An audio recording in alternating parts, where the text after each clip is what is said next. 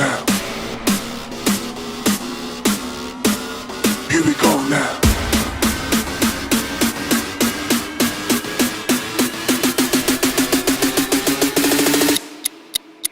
Here we go now.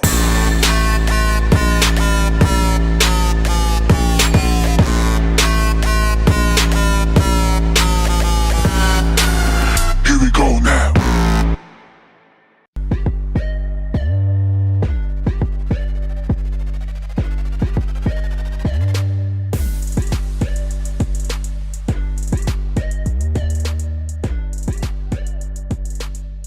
And we are here. Lisa Ann Does Fantasy Bettor. Me, and I think I've got a rapper in the house disguising himself as Howard Bender on the other side. Everybody, what is going on? Howard, happy Wednesday to you. Maybe you did great on the waiver wire last night. Maybe you got some leagues where you're plugging away at it tonight. All of these things happening. How are you today, my friend? Well, I got to tell you, I'm doing pretty well, Lisa Ann. I appreciate you asking. Thank you so much. Good stuff happening all around in the universe here. Not good stuff for my Jets, and I've been dealing with that. But overall, I would have to say that things over at Fantasy Alarm are, as we would say, scrumtrulescent. Scrumptious, everybody. The room is filling. I love this right now. We got Jeff in the house, Mr. Skippers. Ooh, that is a great name, Howard Swagger. Let's talk about this Jets news because for me, living in New York, I have to say it's pretty suffocating. I feel as if everyone is kind of foisting what happened last season onto this season. I feel that people are forgetting that Zach Wilson was considered a backup quarterback. And most times it does take a backup quarterback time to adjust, but I feel really bad for this kid. I feel like he cannot turn on one bit of social media news. This is not going to help his growth and development. So you tell me, I mean, do you think we've given him enough opportunity? He had two tough matchups. Now, mind you, he won the first game going in after just 4 plays when Aaron Rodgers went out. Second game, Dallas Cowboys, really? Third game, you got the mind of a coach. You got that happening, working against him. So to me, the deck has been stacked against him. And then you get all of the media, including Mr. Joe Namath, coming out and just saying awful things. What's your take on this for poor Zach Wilson? It's really disappointing. I mean, really disappointing because I agree with you. I think that, you threw this kid into the fire. Everything was all things were coming up Rodgers. He goes into that first game, and yes, did the Jets come back? They beat the Bills. It was super exciting. I mean, was he great? No, he wasn't great. But then, you got the Dallas Cowboys and their defense is relentless. And then after that, then it's the mind of Bill Belichick. I think there are a lot of problems with this one right now, Lisa Ann. A lot of problems with this situation. Number one, I think Aaron Rodgers needs to call a private meeting with the team and not even have Zach Wilson there, or even hopefully not know about it and just be like, what the F is wrong with you guys? Like, listen, put whatever it is that, in your mind aside here and support him as opposed to, cutting him down because we're hearing all this, that the team is unhappy with him. The fact of the matter is, and I think I said this last week or I said it the week before, I don't know. I've said it almost every friggin' day, right? The problem with the Jets is Nathaniel Hackett. He is not a good offensive coordinator. We saw him last year. He was not a good coach. And now we're seeing him as a coordinator, and he is no good. Nathaniel Hackett has built his reputation on having Aaron Rodgers as his quarterback. And when he sends in a play call to Rodgers, it's not a play call. It's a suggestion. It's an idea. Right? It's an idea. And Rodgers can either roll with it or say, screw it and not do it. So you don't have that right now with Zach Wilson. Like this is no different than Adam Gase being hired as some quarterback guru because he coached Peyton Manning in Denver, and all of a sudden Denver wins the Super Bowl. That had nothing to do with Adam Gase. It had everything to do with Peyton Manning. So it's the same thing here with Nathaniel Hackett. And so I don't care, the nonsense with Colin Kaepernick writing a letter, people talking about trade, even bringing in Trevor Siemian for a visit. rumors that the Jets are going to try and make offers for Matthew Stafford. It's not going to matter as long as you have Nathaniel Hackett in as your offensive coordinator. Unless you're going to tell me that Aaron Rodgers is going to be the only voice in the ear of Zach Wilson's helmet, then this is never going to work. And it doesn't matter who the quarterback is going to be. It doesn't matter. It's frustrating because I don't like the campaign going against him. I don't like the grumblings. Look, this is hearsay. This is like when beat reporters come on before the season and give us information of what they've seen at camp, and then everybody goes out and drafts a player that doesn't even make the squad, right? This is a lot of talk. Do we know it's true? Have we heard from players saying we're all unhappy in the locker room? You should never let this personal drama get out, but I feel bad for his development. I feel bad for his teammates. And I feel like these are the moments in sports media where I'm like, there's so many other things going on. This doesn't need to be the only narrative in the NFL right now, is that the world thinks Zach Wilson is not a good quarterback. You don't get better at anything until you're given the opportunity, until you get your reps. And this is where they're at right now. So they either are going to make good with it or they're not. But I just wish everybody would lean back and give the kid 5-6 games. Give him an opportunity to play against different matchups. He has been so stunted, mainly by the media, since that one comment last year, after that game. And I just like, and it's hard to watch. But, you brought up Aaron Rodgers. Aaron Rodgers has just discovered the red zone, and he thinks it's so fun to watch. And he's so happy. He's like, yeah, it's just great. And then he says while he's watching games, he's texting all of his friends who play. So when they get back to their locker, there's like a stack of texts there. Like he's just engaging. He's watching every game. He's really enjoying it. And he really can't travel. Like he's doing his rehab in Malibu until he gets the walking back boot off and he can walk. And he's smart. Like everybody's like, why isn't he on the sideline? Well, he doesn't know if he could pivot out of the way of a play, and he doesn't need to get injured again. So until he's out of that boot, he can't do that. Well, I'd like to see him go up to the booth and look at the game from above and talk to and be the voice in Zach Wilson's ear. I think, you don't have any risk of a play, somebody, spilling into you or knocking you over on the sidelines. And, maybe that's not the way Aaron Rodgers can, traditionally watch a game and make those decisions. But I think, having that bird's eye view, I would much rather see him in the booth traveling with the Jets on the regular, rather than just sitting at home and rehabbing and texting about red zone. I know you love him. No, but he can't travel. You can't travel this quickly after surgery because of inflammation. He needs to be doing all the modalities that he's talking about that he's doing, which is the hyperbaric chamber, which is the cold tub, which is all of these things. He can't get wet until his stitches are out. But there is a reason why he's not able to be doing this movement. And the more he focuses on the proper rehab and taking all those steps, the better opportunity he has to eventually get on a flight and be able to be a part of it with them.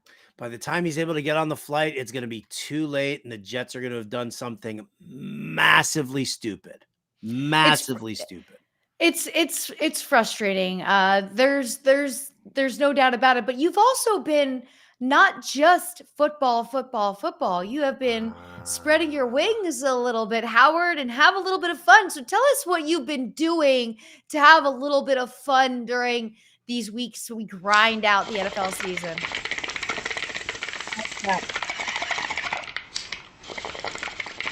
Burns. You want to get high?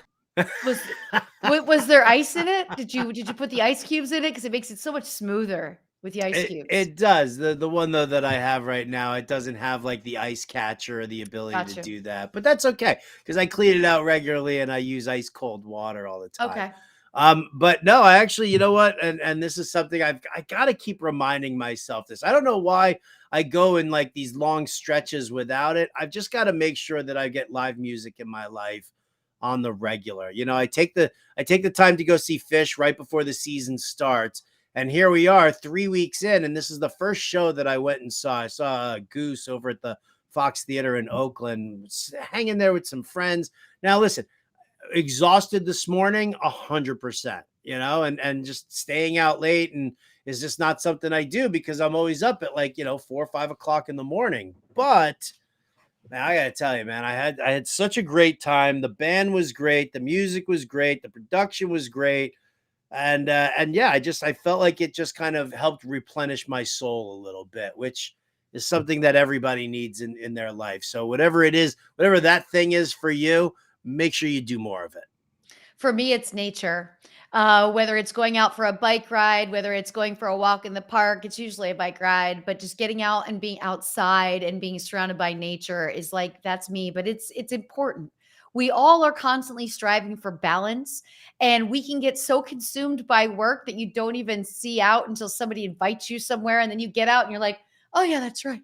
This is what it feels like to be standing and not sitting at my desk. Oh yeah, that's right. This is so great. Well, I'm really glad that rejuvenated you. When I first read this quickly, I thought there was a typo, and I thought you said you saw a goose at the Fox Theater. And I was like, wow, how interesting. The theater's named after an animal. There was a goose in there. I wonder why you went there. And then I read it slowly and realized that goose must be some sort of performance. It was. It's a nice little jam band there. Two drummers, well, a drummer and a percussionist. They both drum. A couple of guitarists, a keyboard, nice little bass player. It's kind of funny actually if you've ever seen pictures of it. They look like the cast of The Big Bang Theory. Oh wow! Intentionally or just by fluke? I think one of them does it like somewhat intentionally. He looks like. Did you ever watch the show? So of course. So their keyboardist, guitarist, and singer combo there looks like Howard Wolowitz from The Big Bang Theory. Okay. So yeah, that's him. The lead guy looks a little like Galecki, Jimmy Galecki, or whatever his name is, that main dude. But their bassist, though, it looks very much out of place. You remember in That Thing You Do when their bassist went to like the amusement park with the Marines, and so they brought in Wolfman, which was like this big-haired mullet, like kind of bassist guy. That's what their bassist looks like. So it was a little interesting. But I mean, again, sick show, great stuff. The production value is absolutely off the hook. I mean, it is. Yeah, it was definitely. It's a show to go to. It's a show to go to if you like jam band music. Well, from watching games on Sunday, what kind of rain we had in the Northeast. We had 4 or 5 days where I will admit to you, I did not touch earth for 72 hours. I call touching earth when I leave my building.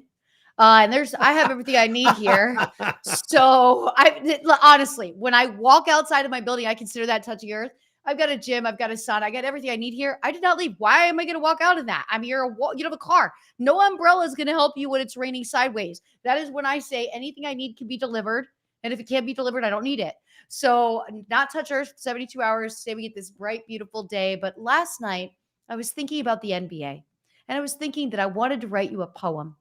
And so my touch base with you would be this lovely poem to remind us all that the NBA tips off in less than a month away. I will find endless joy in watching games every day. Howard, let me warn you now that I'm going to have a lot to say. Will we finally see Ben Simmons play? Harden and Lillard watch every day. With the endless drama and excitement, each NBA season is like the best episode ever of 90 Day. No sooner did I put this on the dock, we actually got news, Howard. So this is what I mean about the drama, because Lillard now has a home. He is going to the Milwaukee Bucks. This is not what we expected. I'm sure Jim, your partner Jim Bowden from Fantasy Alarm, bet you he's bitter because he really wanted Lillard there. I'm sure of it. Miami guy. Yep. And here we are. So I compose this to you, and I promise to compose poems through the season that are going to sum up each week of what we missed from Wednesday to Wednesday in some sort of rhythmic form. I love that. Are we doing a fantasy basketball league? You're supposed to be helping me learn basketball this year to the point where I can play a little fantasy hoops. I'll dig my way into that. I mean, come on, it's already everybody's all chomping in my ear about how the Milwaukee Bucks plus 165 to win the East, Milwaukee Bucks plus 400 to win the whole thing now. Lillard Middleton, Giannis, like, oh baby. So I'm ready to draft a fantasy basketball team, and I think I'm stacking Bucks. Even though I'm in Knicks colors right now, I'm stacking Bucks. Okay, then you know what? We've got a vote in the room here from Jeff. Bring the league back. I haven't hosted a fantasy basketball league. You know, I'm going to run it on Yahoo just because it's real easy on the phone. That's easy. We can even have a little meeting off air and decide when we want to do it, if we want to do it on an off night or if we want to do it live while we're on the show and talk about it. But yes, this means we have a little bit of time. We will do this. So that means it's only going to be me and you. And our friends in the chat. You've got to be here with us in the chat to get the invite. So anybody involved or invested. Now, Jeff had brought up this letter. Former NFL quarterback Colin Kaepernick wrote a letter to the Jets asking to join their practice squad. I am not anti-Colin Kaepernick in any way, shape, or form. But at the same time, it's been a minute. And I really don't think, I understand the importance. It's been a minute, right? I really don't think that he's helping. You're not helping. You're jumping in the news cycle of anti-Zach Wilson people. Don't do it. But here we are. Tell me your thoughts. I mean, listen. I do believe that Colin Kaepernick was improperly blackballed in the NFL. I agree. Took a stand. NFL, the old boys club, just turned around and was like, forget that. You're done. And that's kind of what happened. The fact that Kaepernick is continuously trying to get himself back into the news cycle, because no, you say it's been a minute. It's been like 7 years since he's played football. You know, listen, we saw from Colin Kaepernick the first year, he did well. He did really, really well. But then the following season, he was basically exposed for being the one-dimensional quarterback that he was. And as soon as everybody got onto his tendencies and everything like that, he wasn't good. I mean, you look at what his numbers were, after that first season, and they weren't great at all. And to the point where it's like, are we going to bring back a dude who was, in his prime 7 years ago and try and give him a shot here? No, I think that it's bad. I think it's bad that this is like even making the news. I think it's bad that, that it's being thrown around here with the Jets. I think it's terrible stuff. I think he got a raw deal. Feel bad about that, but there's no way he's coming back into the NFL. Did we not know that we could be pen pals with the New York Jets? I did not know that it was just possible to start writing letters to teams, because if so, I think I might start writing some letters. You do a love letters segment.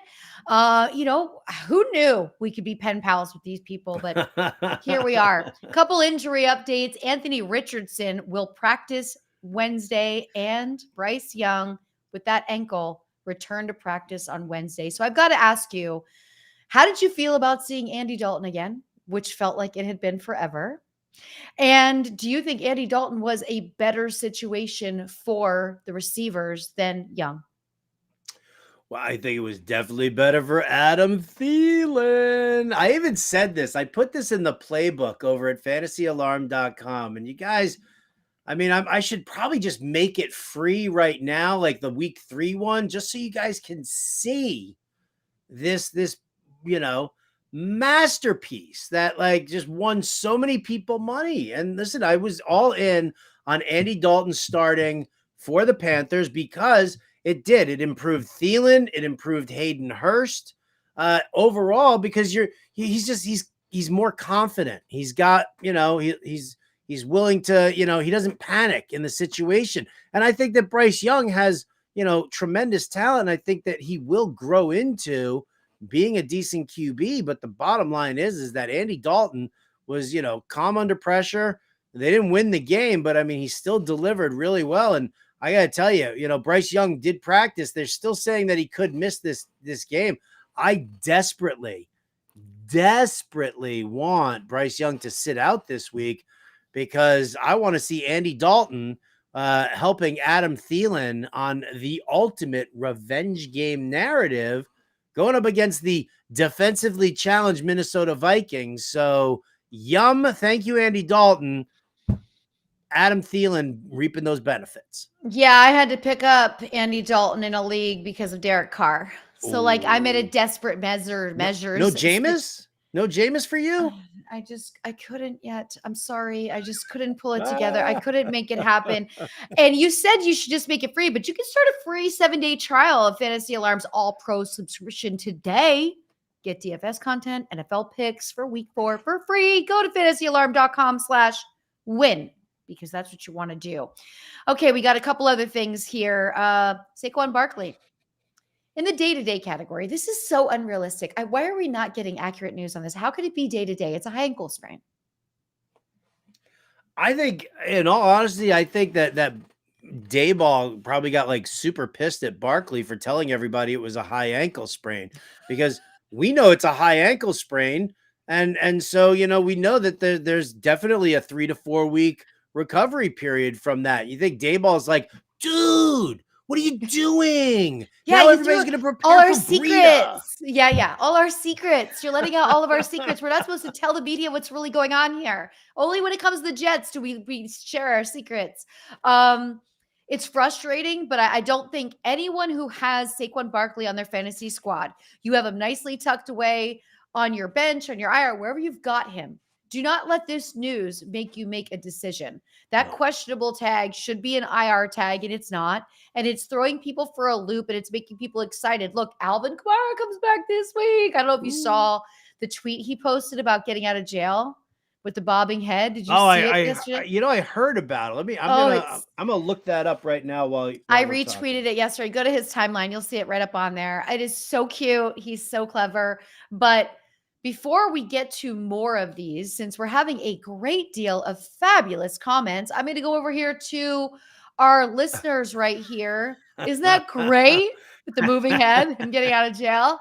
Like the belt. The flex. Yeah. Here we go. Okay. So our friend Kevin says, hello to both of you.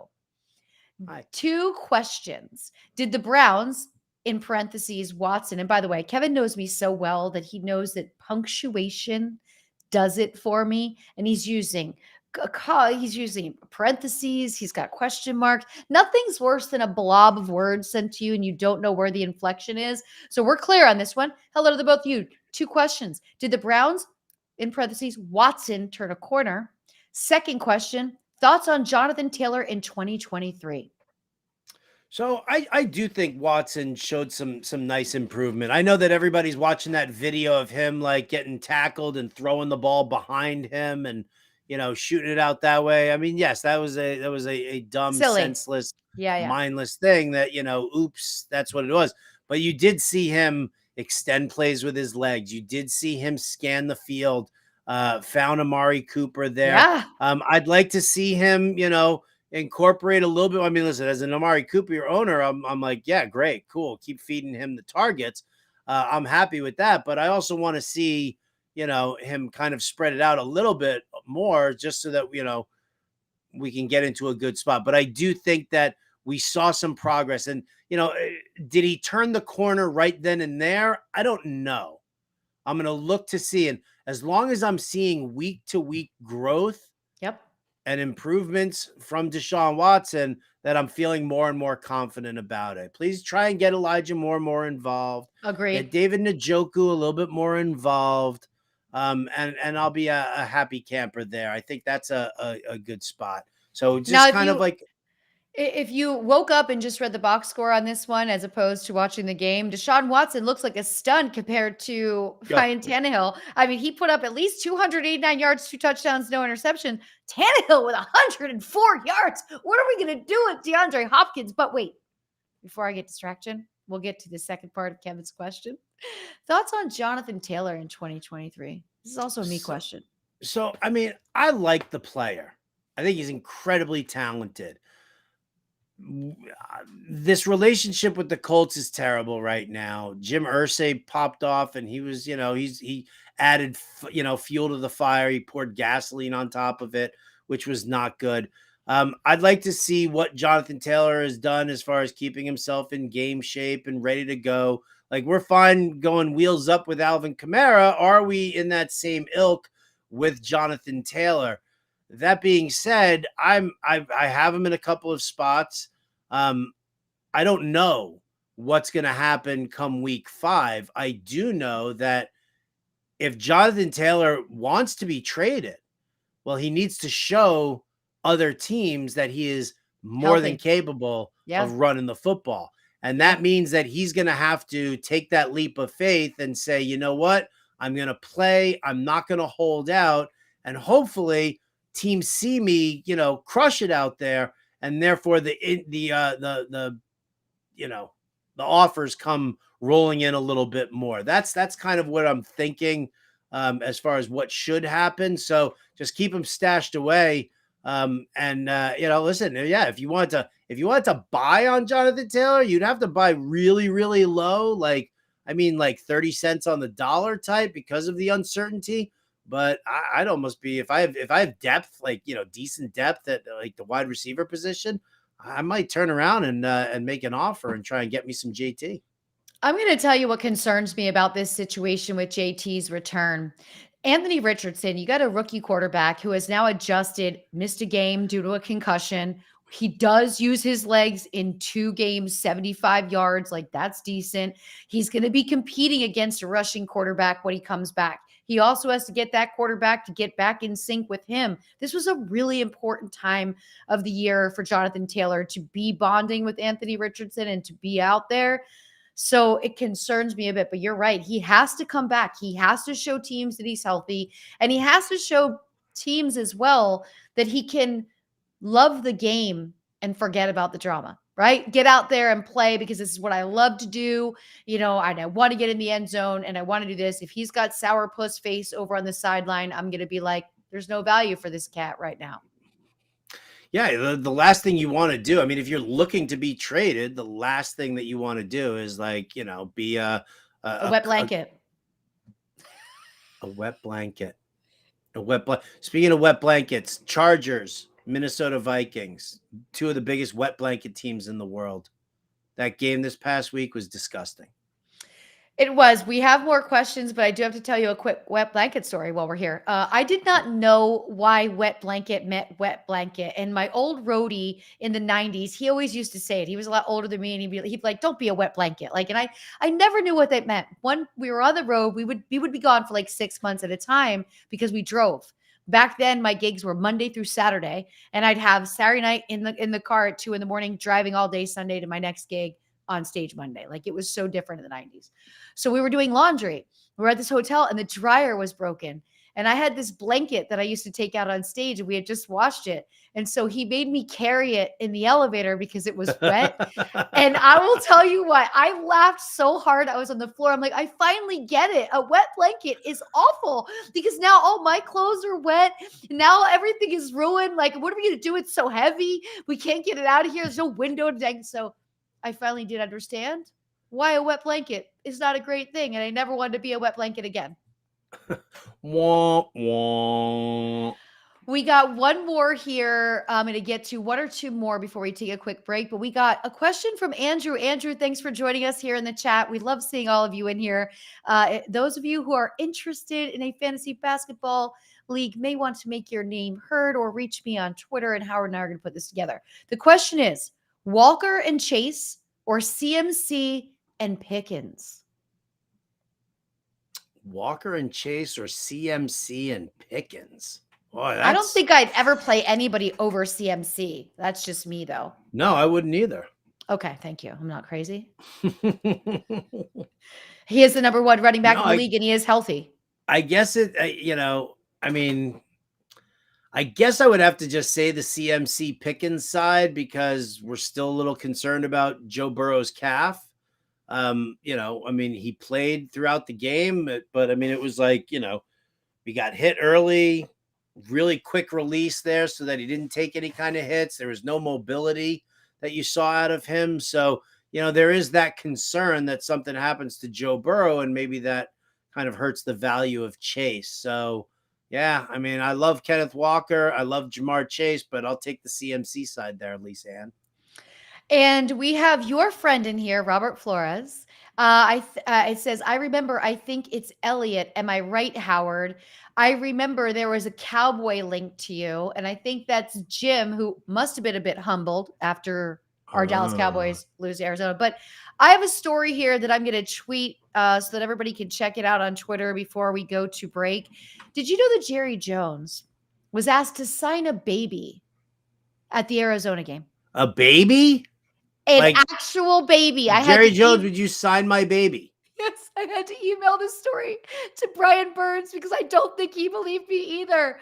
I'm tweeting it right now so you all can see it. Yes, they handed the baby down to him and he signed the baby. I have so many questions for these parents.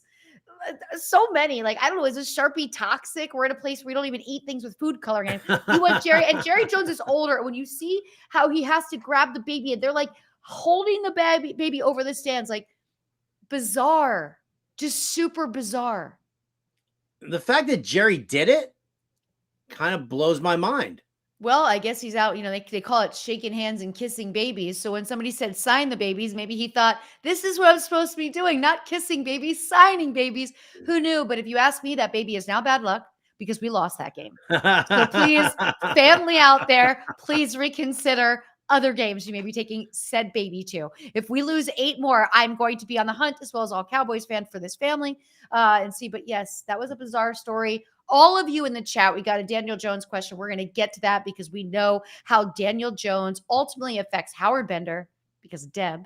We'll talk about that. We also have our higher lower. I put a ton of polls out already. You can go to my timeline at The Real Lisa Ann. Cast your vote. We'll be talking about those. You're listening to Lisa Ann Does Fantasy Bettor with Lisa Ann and Howard Bender right here at Fantasy Alarm, right here at Bettor Network. Are saying that Travis Kelce and Taylor Swift have been hanging out. Real funny about all that. Jim Bowden says no. Believe it.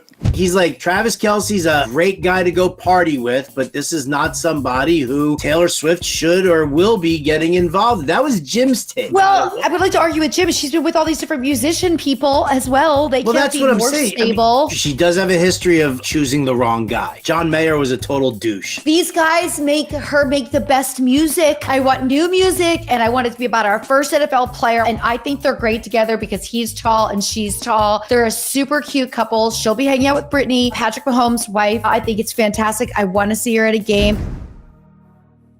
The Bears have to be one of the most inept franchises of any sport I've ever seen in my entire life. And they share the city with the White Sox, who are also inept. Like, that is how bad the Bears are. I just don't understand how you can go your entire existence and the quarterback that wins you a Super Bowl is Jim McMahon.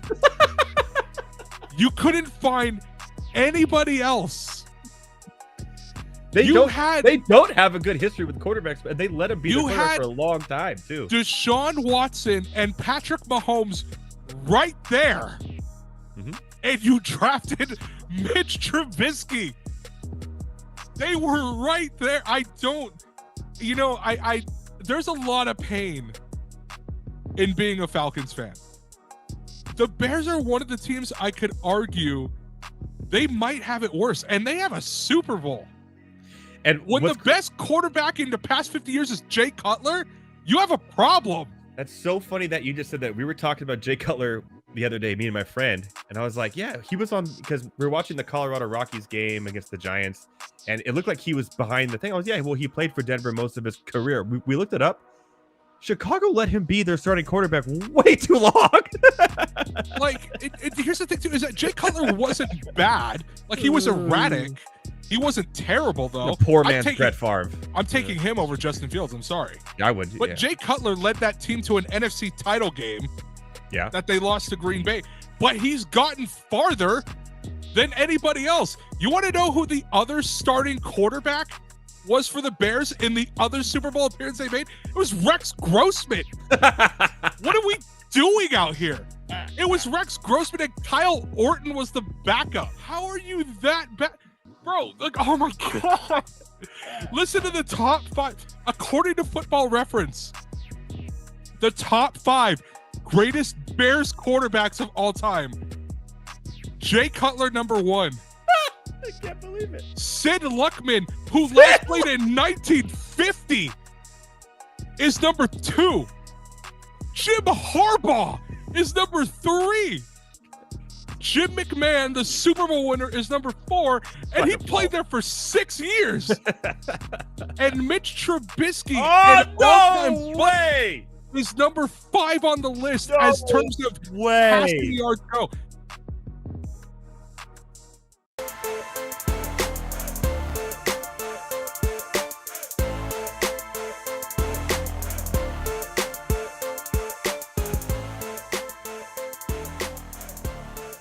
I was here we doing some are. beats here with my sampler.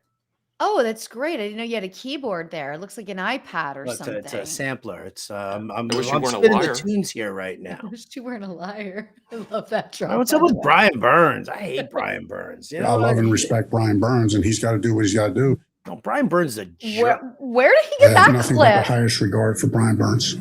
Where did he get these clips? That's the coach talking about Brian Burns from Frank Reich talking about Brian Burns, the Panthers player. Well played there, Brian Burns. Thank you for being such an awesome producer. Talking about the Giants really quick. Your team, Deb's team, 1-2. And so Jeff has a question. Daniel Jones is starting to worry me a little on my fantasy squads. Yeah, I mean, listen, you've got a right to be worried. You probably should have drafted a second QB as well, just to, err on the side of caution. I mean, there's no receiving core there. There's no, I mean, what do you got? You got Isaiah Hodgins, Darius Slayton, Wan'Dale Robinson just came back. I mean, you need somebody to step up as a number 1 wide receiver because Darren Waller can't do it on his own. And he's having his struggles as well. So, I mean, I would be concerned about Daniel Jones. I would probably, it obviously depends on who the other quarterback is that you have. Like, I'll use him because if he's got the rushing upside, I will use him over, people are like, well, what if I, swapped out, CJ Stroud? And I'm like, no, I'm still not going to do it there. So it depends on who you have. But, I mean, yeah, it's a little nerve wracking with Daniel Jones. I'm not confident. It is because as of now, his numbers don't look good. Though he has put up 562 yards on this season, he's only got 2 touchdowns, but he does have 4 interceptions. At least be like Jameis and match your touchdowns to your interceptions. Oh, easy. That's, that might have kind of crossed the line a little bit there. You can't compare Jameis Winston to Daniel Jones. You can be funny without making fun of someone else. No, I could, but I chose not to. So there's that. Let's talk about the Packers wide receiver room, which we really need some help with. Jordan Love is a guy. I really thought that game, that second half, I was like, okay, Jordan Love he's getting his groove on. It takes week 3 for so many of these teams to really get into the rhythm, back in the routine preseason. So many players don't play. It's all the different things that are lining up right now, but wide receiver Christian Watson with the hamstring said that he plans to play on Thursday night against the Lions. Is it Christian Watson's decision to make? I've been Googling all day to try and find out which medical school Christian Watson went to. I don't know. I'm not a doctor, but I play one on TV. So, I mean, listen, I never believe when players diagnose themselves or when they say what their timeline is when they're coming back. I'm not interested. I'm interested in hearing what the team's doctors have to say. I'm here for what the coaches have to say. But I mean, what do you expect Christian Watson to say? No, I'm pretty good sitting here on the sidelines right now. I don't think I'm 100%. So I'm just gonna does anybody think that a player who's gonna say that? No, they want to get back on the field. So I'll look at what Christian Watson looks like in warmups tomorrow night before I make that final decision. Lions running back David Montgomery with a thigh is trending in the right direction, is looking likely to play Thursday against the Packers. I never thought we would be so excited to get David Montgomery back out there again. You know what? I'm dying. My FSGA team lost Nick Chubb, and then of course it's a 14-teamer. Right? With old school fantasy heads in there, which means what? It means everybody's got all the running backs. So there's nothing on the waiver wire as far as running backs go.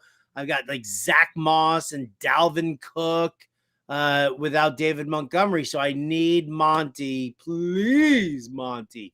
Please come back, my friend. Please. Does it help you at all that Cleveland.com's Mary Kay Cabot reports that the Browns have signed running back Deion Jackson to their practice squad?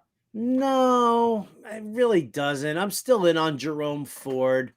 I mean, there's a reason that the Colts cut Deion Jackson. I mean, it's either because they've got JT coming back or because he sucks at football. One of the two. I'm not sure which one right now, but the Colts were like, bye-bye, we're good without you. And Deion Jackson's just going into a situation where he's even behind Kareem Hunt even on that depth chart. So, yeah. And last but not least, if any of you team managers out there have wide receiver Traquan Smith on your team, I think you should probably drop him because the Saints did. And obviously, if you're not on the team, you shouldn't be on your fantasy team. No. I mean, I guess that was like, I was surprised that they cut Traquan Smith. I mean, I really do. But I guess, Raheem Shaheed is really, really turning heads over there.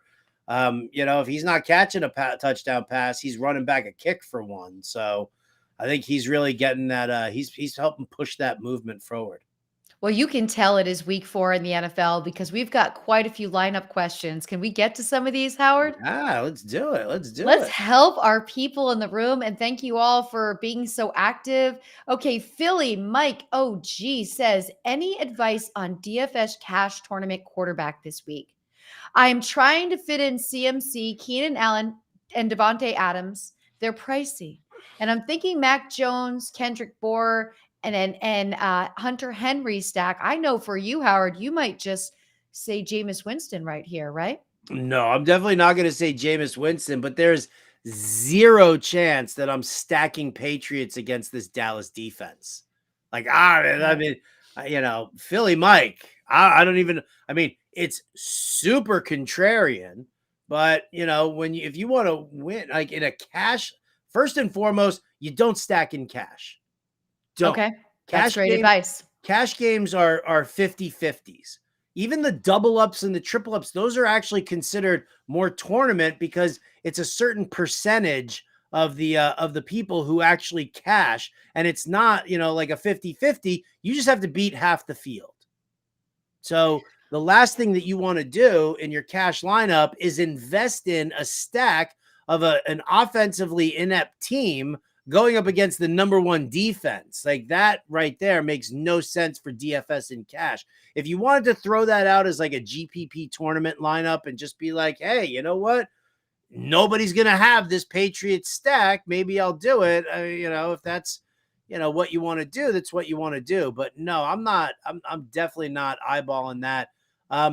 I do have a suggestion, though. Philly Mike OG, if you would like to play this Wiley lineup and you would like to stack the Patriots against my Dallas Cowboys, why don't you do it in the Lisa Ann Does Fantasy Bettor free challenge on DK? The link has been going out on my timeline at The Real Lisa Ann. Claim your spot. I did adjust this week. We are just the Sunday, Monday slate, so we don't have the additional tinkering on Thursday. So that's where you go and use a lineup like that because it's free and you're not going to lose any money. It's free and you're not going to use any money. Let me just make sure. I got to see. Do we get the London game on this Sunday Monday slate? Is that available to us? Oh, I don't know. You should check. And while you check, I'm going to read you another trade question right here. Sure. One wants to know if I should trade Ridley and Thielen for Josh Allen and Garrett Wilson. My quarterbacks right now are Fields and Daniel. I'm assuming Daniel Jones? Probably. Okay. We're going first. Okay. I mean, I don't know what the rest of your wide receiver room looks like, but to me, I would still do this deal because you're getting a quarterback in Josh Allen who is easily superior to who you have. And then you've got Garrett Wilson, who is an amazing talent. Now, I don't know what's going to happen with him, But last year with quarterback issues, Garrett Wilson had a good enough year that he won Offensive Rookie of the Year. So Exactly. I think that, Ridley is a great talent, but Thielen also, I mean, he's a veteran guy who he had a great week last week with Andy Dalton. It's still going to be a very struggling offense there. So I would make that deal. Yes. One of your sweethearts, Howard, is in the room. I know you have so many, and it's Angie. Hi, Angie. Thanks for joining us tonight. Hi, Angie says, loving the blue hoodie today, Howard. Oh, Aaron Jones. makes If my Aaron eyes pop. Jones, yes, it does. It does make your beautiful blue eyes are like the ocean. If Aaron Jones is a go tomorrow, would you play him over Rashad White, Yes. Drake London, Yep. and Garrett Wilson? Probably. Yeah.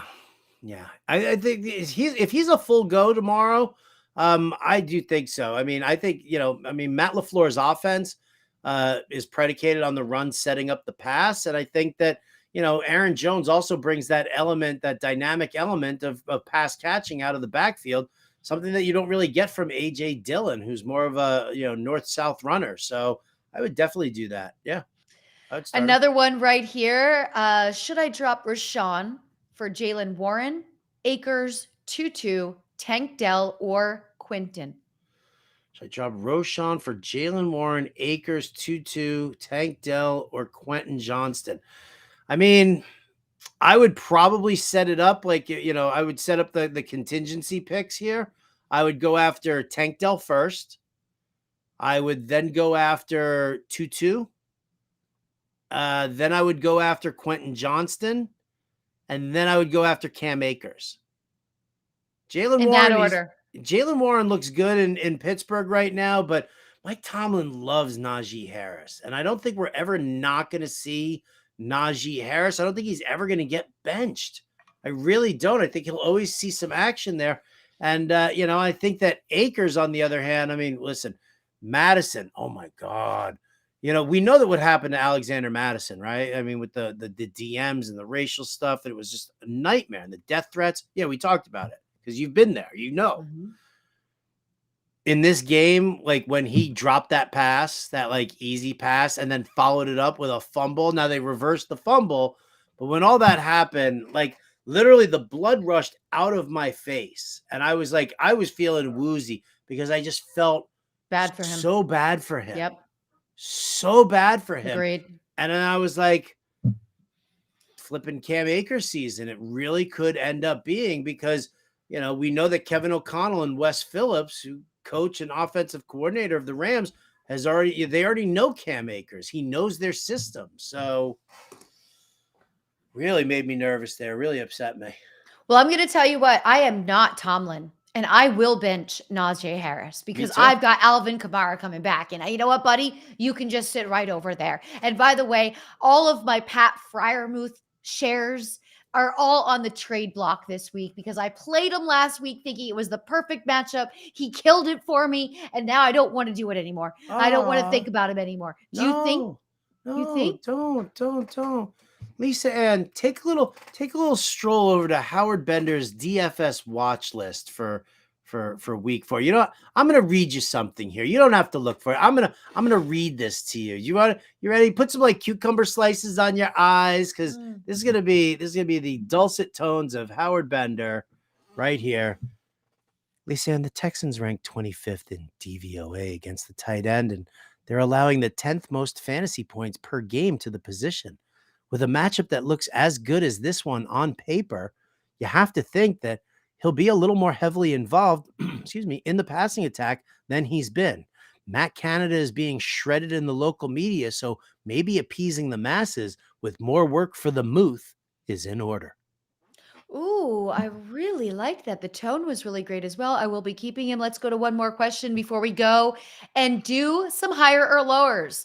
Okay, so we've got this one right here, a simple one from Daniel. Thanks for being here with us tonight, Daniel. Trade Higgins for Lockett. Trade Higgins for Lockett. It's a lateral move. It's a lateral move at best. You're not gaining anything out of it. You just don't do one for one by position because if both parties agree, then both parties are basically saying that the player that they're trading you is not as good as the player you're trading him. I think the concern here probably for Daniel is probably worried about Jamar Chase, right? That would be kind of the obstacle there. But I agree with you. You're trading two players right there. So, okay, so Laporta or Ingram this week? Last one before we get to Underdog, higher or lower, everybody. I love me some Matt Laporta. That's Sam's younger brother, Matt. He's a really cool dude. I've hung out with him. No, I haven't. But Sam Laporta for me, I love him. I really do. And I do worry that stuff's going on in Jacksonville where maybe we don't lean on Ingram. Maybe the receivers get the better work here in a tough matchup against Atlanta. It's also a game across the pond. And you never know how players are always going to react to it. And I know the Jags have been there a ton of times, but yeah, no, I'm going to give me that Sam Laporta share. That has been so tasty. All right, let's go to our first one here. You know what we're talking about right here. This is all about Underdog Fantasy. Underdog Fantasy offers new contests and chances to win every day. Play Pick'em by choosing higher or lower on 2 to 5 of your favorite players' stats. Choose from MLB, NFL, PGA, and more sports. This week's featured Thursday night football Pick'em is Lions quarterback Jared Goff. Higher or lower 0.5 total yards. Just pair correct picks of Jared Goff's total yards with correct higher lower pick of any player from any other game to triple your entry fee. And $100,000 Sundays are back this weekend. Underdog Fantasy is giving $10,000 to 10 lucky winners who use the Steelers wide receiver George Pickens' total yards with the pick of 61.5 yards. 10 winners will be selected at random from all eligible customers who make an entry with a George Pickens pick. All you need to do is sign up at fantasyalarm.com/underdog with promo code ALARM. First time depositors get 100% match up to $100. The first one I've got going here that I put out there on X is Bijan Robinson to the room right here. Wendy, how are you? Bijan Robinson, 26.5 receiving yards. We have 125 total votes so far. The higher is at 67.2%, and the lower is at 32.8%. What do you see there? Bijan Robinson, higher or lower, 26.5 receiving yards, and that is at Underdog Fantasy. Can just look at that picture of Bijan on the screen right now. Like, I'm sorry, but I love this man. I do. He looks like the running back that you want to build your fantasy team around. Jacksonville ranks 17th in DVOA against running back pass plays. They're allowing an average of 35 receiving yards per game. Bijan, I mean, this was originally, it was at 22.5, and then they bumped it up to 26.5. And I think that this is probably going to get it's probably going to go, they might even go even more on that. So for right now here, 26.5 receiving yards, I'm going higher for Bijan Robinson. Boy, Bijan Robinson has not disappointed this season. Look at that arm. Games are going to ebb and flow. He's cut. He's definitely cut. He's veiny. He's lean. He's strong. But Bijan was such a hot player being talked about, and it was surprising to see a rookie running back going in the first round of every draft I did, but he is proving his value. Now, Howard, the number 2 pick is one of your sweethearts. Last week, there was a touchdown called back on our boy Cortland Sutton. It was so upsetting. He was really getting involved. I was really excited. I have been so many of my teams. This week at Underdog Fantasy, the receiving yards, 55.5. I'm asking you in the room. I'm asking you right there, Howard Bender. Are you going higher or lower with Cortland Sutton, 55.5 receiving yards? There's a reason Cortland Sutton was my guy all off season. And he's on the cover of the DFS Watchlist this week. The Chicago Bears defense is terrible. They rank 24th in DVOA against the opposing wide receiver one. They're allowing an average of nearly 80 receiving yards per game to them. Here's the thing. Going up against Chicago, not a good team, you're going to see, I mean, Denver needs a get-right game. They need the get right game after getting destroyed, by Miami. The Joe Lombardi offensive scheme funnels targets to the X receiver. And we've seen that now. Courtland Sutton has led the team in targets each week now, right? 11 this past week, 7 the week before that, 5 targets led the team in week 1. So Courtland Sutton is doing everything that he is supposed to be doing. He's gotten into the end zone twice already this season, higher than 55.5 receiving yards. And I am loving on that pick.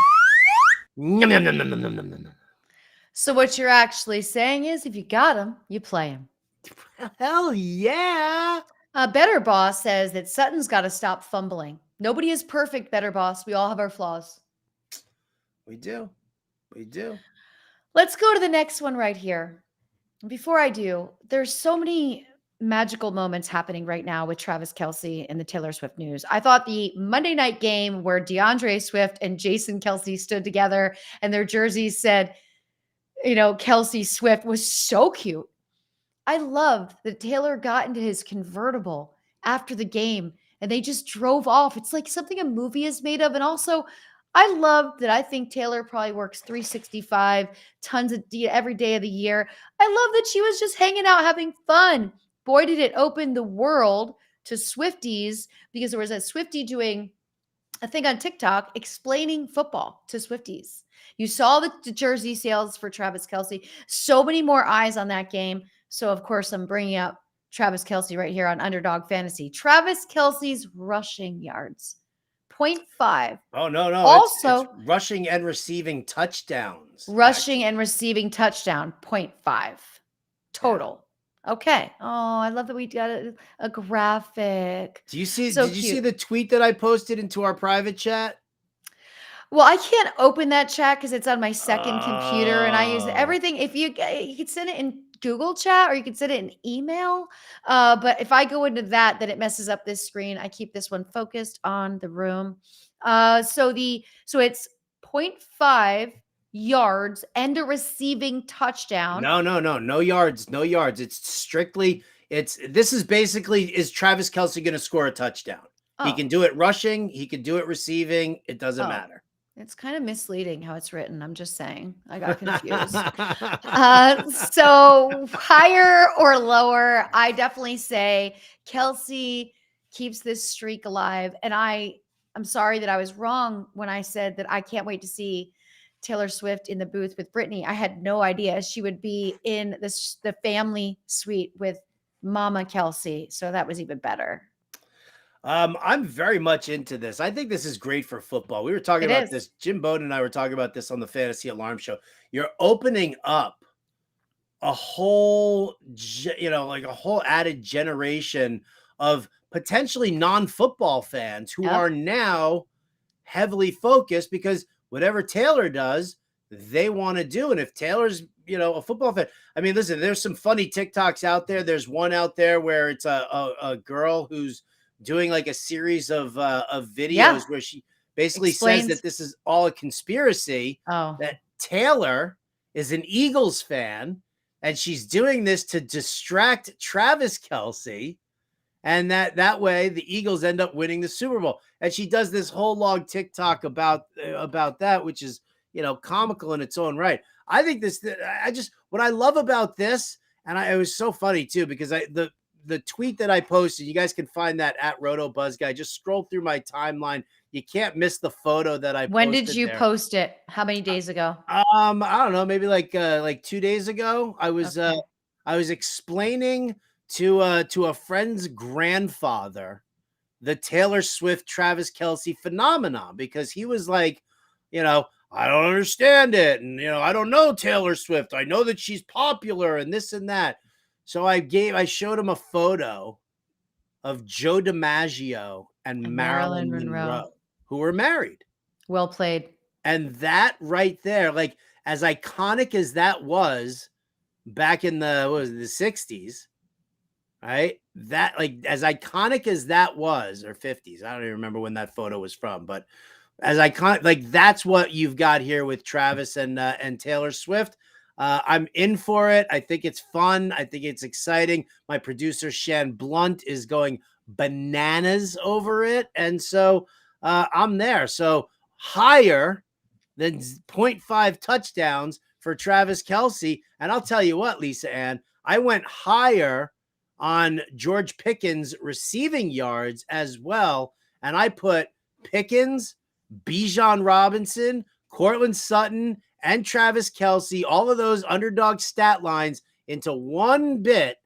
And I'm telling you, I'm not only going to hit that and 10x my money, but I'm also going to end up winning the $10,000 prize. I love it.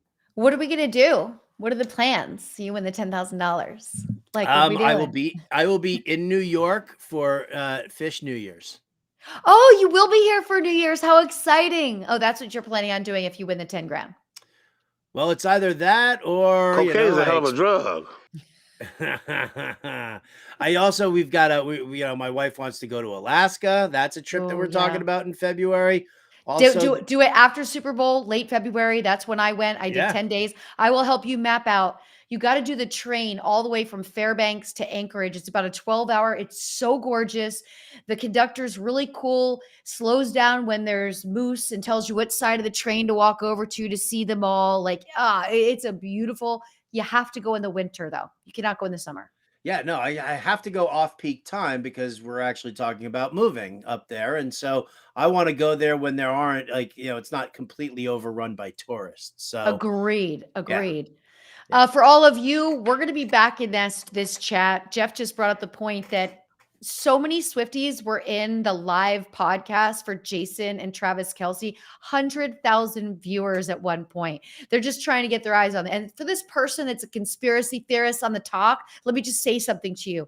You can be a fan of another team, but a hunk that likes you is on another team. You still can go after the hunk. You don't have to worry. You're not depleting your fandom. And it's not a conspiracy, because if that was the thing, it would have been so different, but it's not. It's not a conspiracy. This is just the cutest thing. And most importantly, opening up people who are Swifties didn't know Travis Kelce was famous. And then there's a lot of Travis Kelce fans that didn't realize how famous Taylor Swift is. So it's really neat. It's a back and forth but it's beautiful. We love it. She's just adorbs. I love her so much. And I love all of you. You can bring your questions in. You see the rest of the polls on my timeline. You also see this is a great time while we're at break to claim your team in the DraftKings Challenge. It's a free challenge. We do it every week in the second hour. We're going to read last week's winning lineup. You're listening to Lisa Ann and Howard Bender on Lisa Ann Does Fantasy Bettor right here at the Bettor Network and Fantasy Alarm. Oh boy, big one. We got a big card here. We got let's go. We got a super rookie.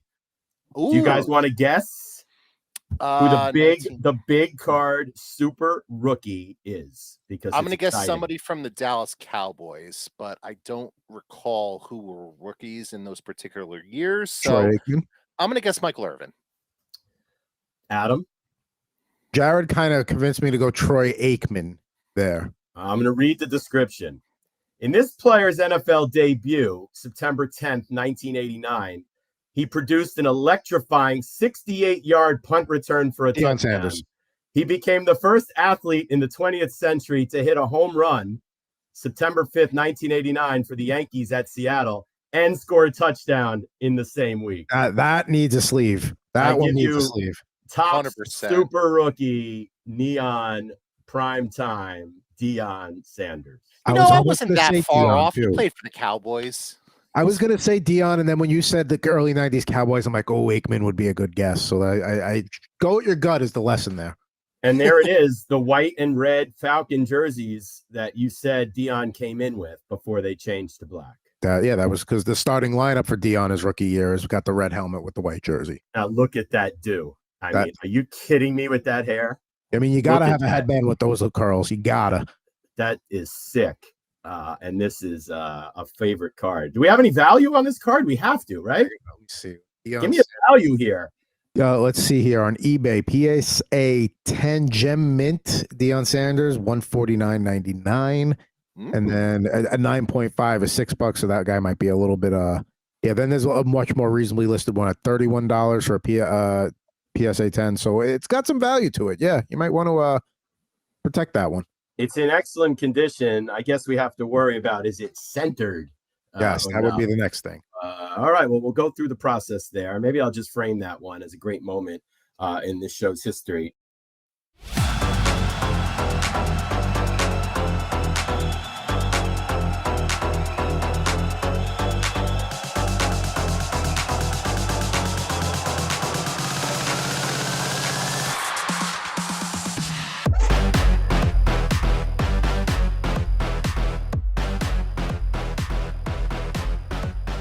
I feel like we should do the show from Pelotons to that music. Like we could be riding while we're doing this right here. Lisa Ann Does Fantasy with Howard Bender on Better Network, as well as Fantasy Alarm. What do you think of this concept? We could be on the bikes. Okay, I'm a certified spin instructor, so I'll give the lessons there.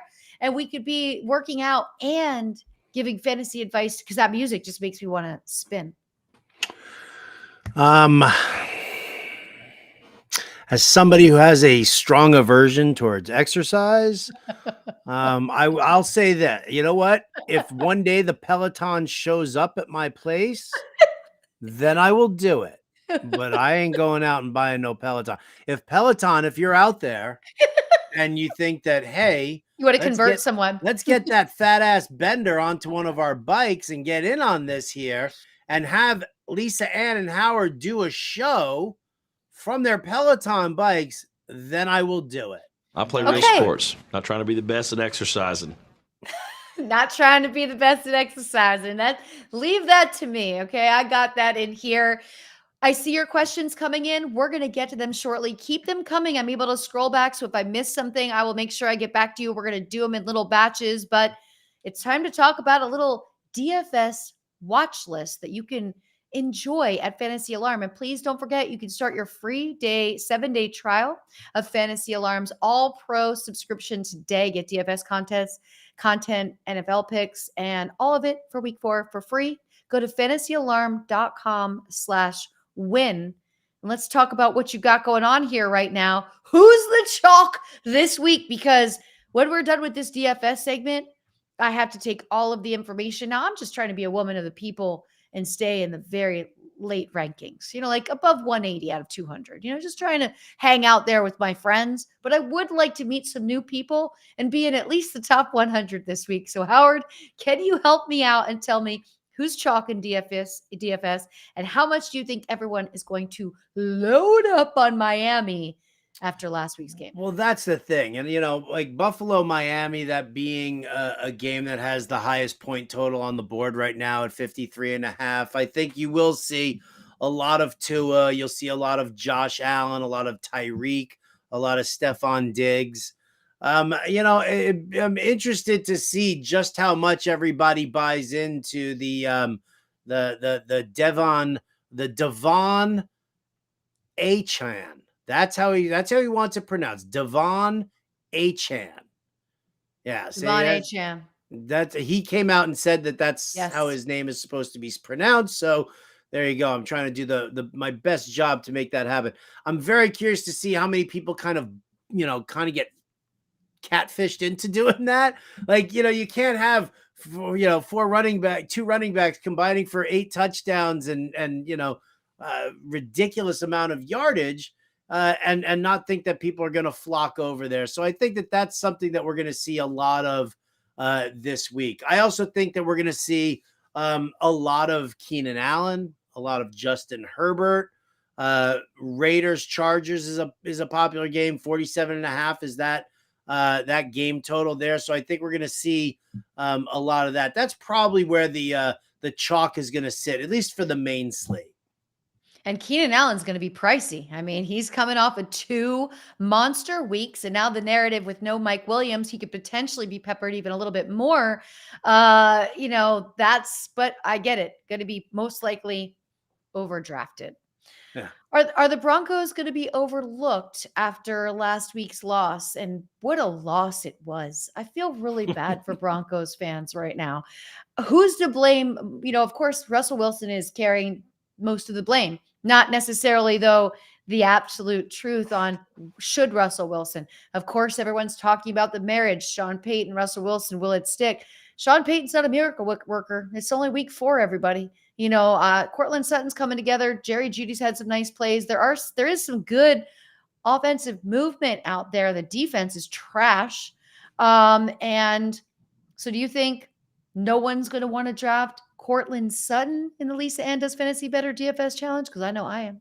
Yeah, I mean, I think a lot of people are definitely going to overlook the Broncos, and I think this is a great matchup for Denver. Also, this is one of those games where, like, all of a sudden, if I'm doing a GPP tournament lineup, I'm gonna put in Russell Wilson, Cortland Sutton, and Jerry Jeudy, or I'm gonna go with Russell Wilson, Javonte Williams, and Cortland Sutton. Like, I'll do a stack like that because it's not expensive at all. And that's your contrarian stack. That's what you want, because then you can fill that in. You can fill in your lineup and find a way to get McCaffrey, to get Tyreek Hill. Like, that's what you do. Like, if you're building a GPP tournament lineup, and I think that this is something, like, first and foremost, you don't have to stack. You don't have to do it.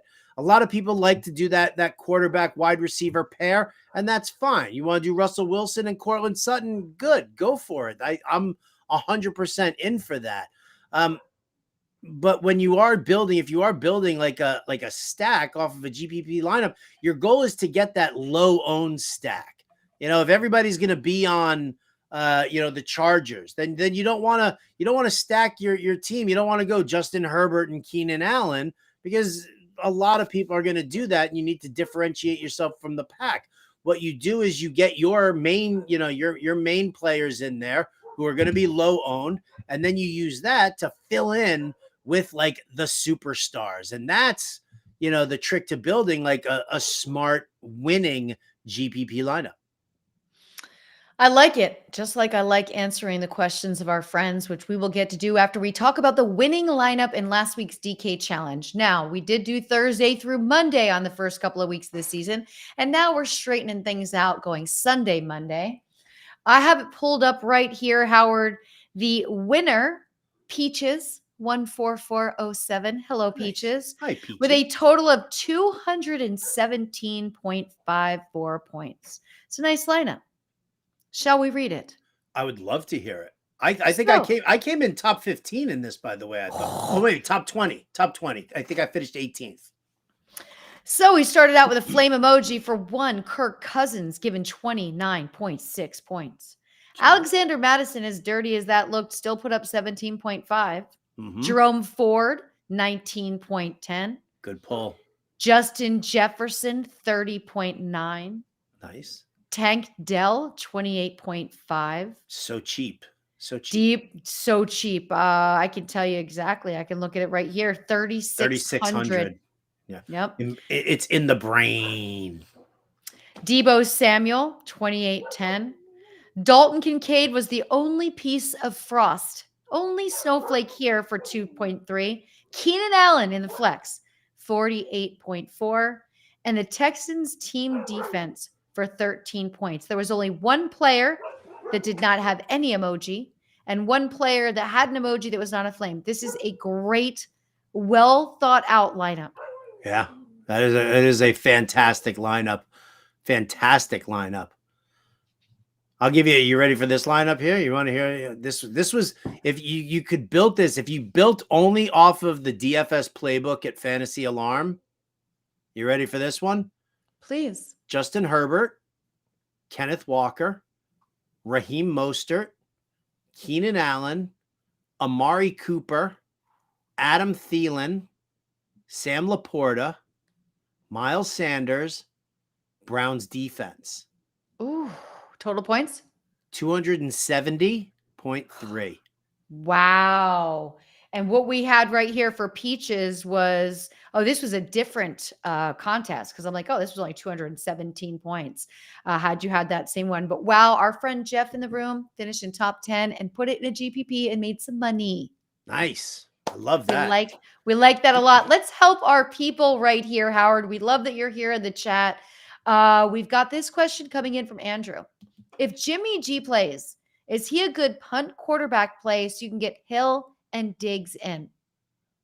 You know what? In this matchup, I do think so because and what I would do is I would try and pair him up with Devontae Adams because this is like a squeaky wheel gets the grease sort of a thing. I would do Adams over Diggs. Actually, I know that a lot of people are going to go with Diggs going up against Miami, and that's perfectly fine.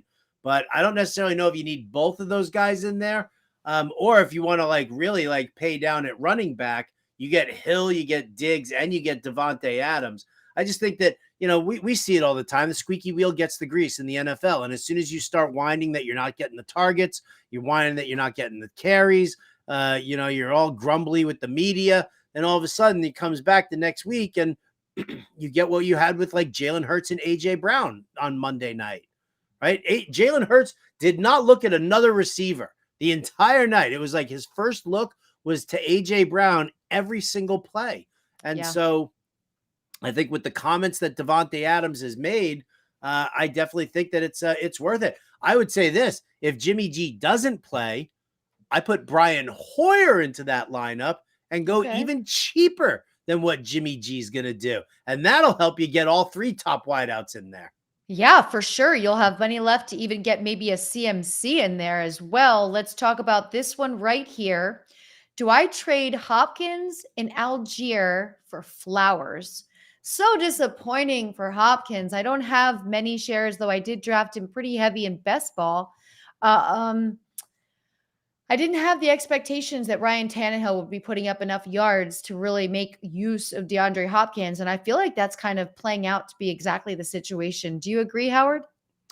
It's such a bad situation there in Tennessee. I don't understand it.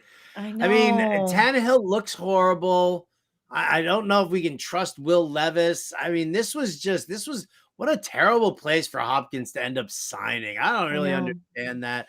I do worry. I do have a number of shares of DeAndre Hopkins as well. So it is a very troubling situation. I really don't know. I don't know, Lisa. We both wish that he would have gone back to playing with Deshaun Watson again. I think he would have been a great fit in Cleveland. I felt like he just needed to be with a quarterback that's putting up, at least 250 yards a game to give him that opportunity. And he's not going to get that with Tannehill. No, he's definitely not going to get that with Tannehill. All right. We got another one right here. Says, do I do Warren and London for Akers and Christian Watson? Say that one more time? Oh, there it is on the Warren and London for Akers and Christian Watson. And when Libro 17 says, do, I think he means, do I trade? Yeah, I mean, that's kind of a tough one for me. Because I wouldn't do it because I mean, you're speculating that Cam Akers is going to take over that starting job. That's what you're doing. You're expecting Akers to at least have a 50 to 60% share of the carries in Minnesota. And I'm just not sure yet if that's what we're going to get. So to me, you're trading a guy who's got a share and the chance to do even better with Jalen Warren, along with Drake London for Christian Watson, who's a guy who I'm not even really that into. I don't really like Christian Watson all that much either. So I probably wouldn't do this deal. We got another one from our friend Kevin who says, if Aaron Jones does not play, my number 2 running back will be between Alexander Mattison and AJ Dillon.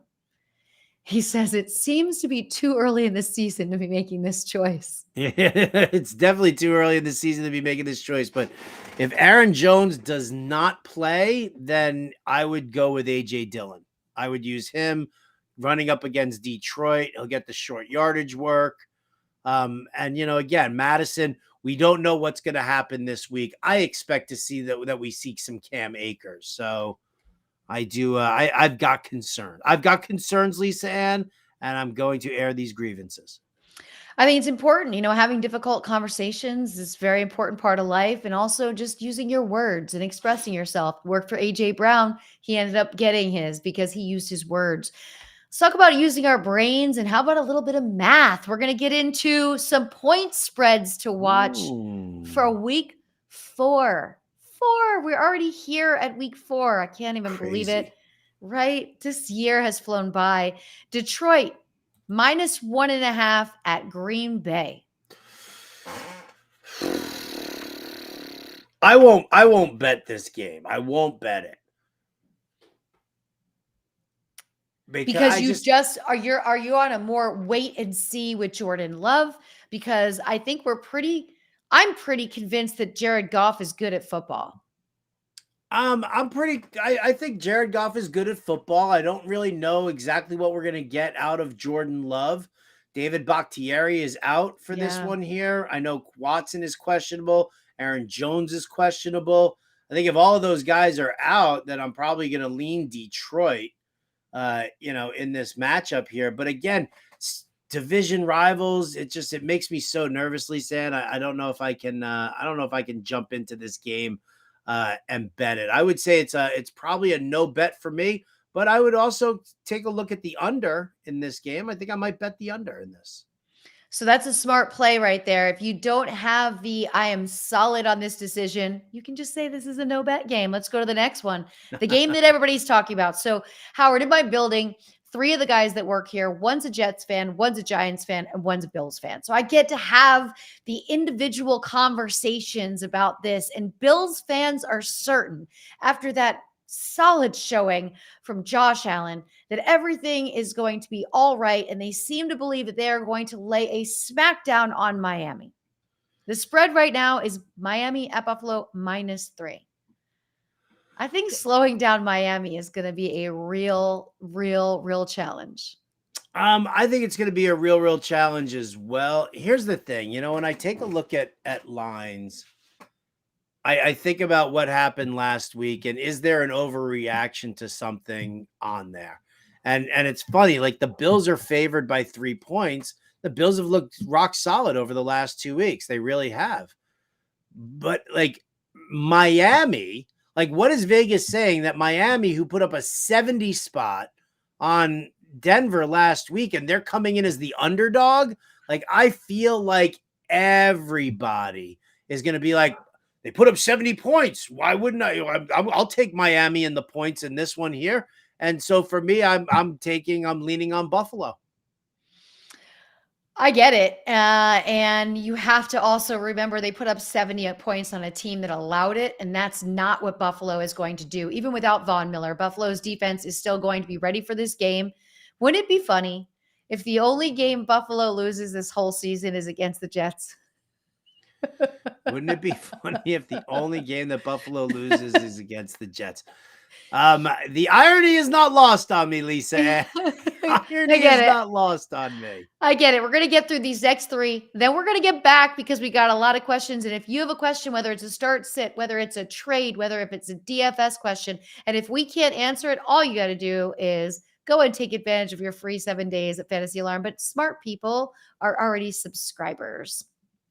So there's that. Baltimore at Cleveland. Cleveland's getting the -2.5. Where do we go here? Baltimore, Cleveland -2.5. I think I would lean with Cleveland here. Their defense is really good. And we did see Deshaun Watson improve in his play. Yeah. So if he does, listen, the Ravens have a fantastic defense. Wait, what's the spread? 2.5? The spread is 2.5, but the Ravens secondary isn't as good. I think Amari Cooper can have a little bit of fun with the secondary. Well, I'll tell you what, like, here's the thing, because it's such a close game. And when it's this close and it's like, it's basically a field goal is what we're saying. We're saying this game is a field goal apart. If the Ravens are getting the 2.5 points, I'd buy it up to 3. And I would take the Ravens, because when a game is like, when it's this close, and that's the spread that you're looking at, and Justin Tucker is involved, I think I want to side with Justin Tucker. You're so right. It's fluky as it sounds. It's real. Yeah. The last one, 2 more here. This one here, Los Angeles Rams at Indy. Looks like Richardson's going to be back out there. It's Indy -1. Yeah. Indy -1. I mean, you're basically saying that Indy has to win this game. Right. I don't know if I can do that. I I mean, the agree. Rams defense is terrible. The Rams Terrible. defense is not good. But you know what? Neither is the Colts secondary.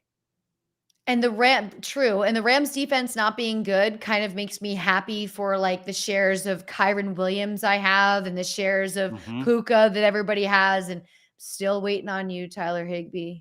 I'm not really giving up, but Higbee had an okay game last week. week. Okay, I know this, right? Okay, but what this means is Stafford's going to have to just keep tossing it up there, right? Because they're going to they're maybe playing from behind. So, all right, one more here. Las Vegas at the Chargers, -5 on the Chargers. Yeah. I'm looking at this one here, and listen, the Chargers as a favorite at home against a division rival, decent sized spread here. I usually say that if it's 6.5 points or more that the Chargers are favored at home, then I automatically take the other team no matter what, because they never cover at home. I think I will take the Raiders with the points in this game, because here's the thing. Chargers offense looks great. It has to look great because their defense is going to give up 40 points a game. And so I think it stays a little on the close side here. Okay, I get that. We got a question here from Mr. Scampers. And Mr. Scampers, let me just say something to you. The way you worded this and put it out there makes it so easy for us. I know Howard does a lot of guest spots on other shows, and it's hard to memorize the entire NFL schedule, and your computer's usually going. You got a bunch of things, but he puts it half-point PPR, so it's HPPR. Well done. Dylan, Gus Edwards against Cleveland, or P. Ryan against Chicago. And he ended it with, don't judge me, comma, all right, with some emojis. I mean, I think I would just go P. I mean, if those are my choices, I'll say this. So if Aaron Jones is out, I'm automatically using Dylan. Okay. If Aaron Jones plays, I'm going to pivot to P. Ryan here against Chicago, because I think he's the complimentary back, and if Denver goes up in this game, I think they'll run P. Ryan. They'll end up doing that. I mean, it's it's not something that I absolutely love seeing, but you kind of have to accept certain things. Yeah, we do. We have to accept a lot of things in life. You know what I mean? Acceptance is a huge part of it. And how's Deb accepting? She doesn't the accept it. She does not accept it. Not one bit. She is How- bitter. She is angry. But can I tell you something? I did something for our people. Who was asking about that DFS question? Right here. I'll find it for you. Was it the stack DFS question? Yeah. Okay, yeah. fantastic. Okay. Let me go. Who was that? Boy, we have a lot. Okay, right here. It was Philly Mike OG. So here's what I did for you, Philly Mike. You ready for this one? Brian Hoyer, Javonte Williams, Elijah Mitchell. I mean, come on. San Francisco at home against Arizona. Hoyer, Williams, Mitchell. Tyreek Hill. How cheap are those three? I mean, so cheap. So Hoyer is 4,900. Javonte Williams is 5,500. And Elijah Mitchell is 4,600. Now, if Jimmy G plays, then what you end up doing here, I'm pretty sure. Watch this.